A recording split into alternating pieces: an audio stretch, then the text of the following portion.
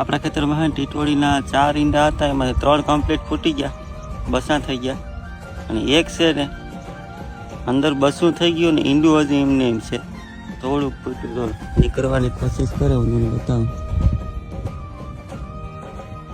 જો 3 બસા, આ ઈંડું દેખાય અંદર બસું.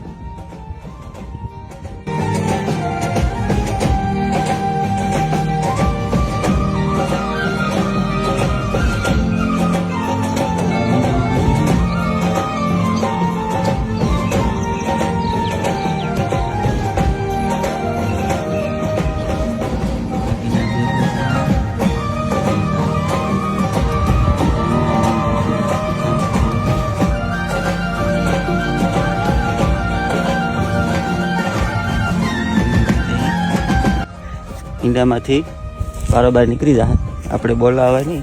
આ બધી કુદરતી વસ્તુ છે, આના સારા ન હોય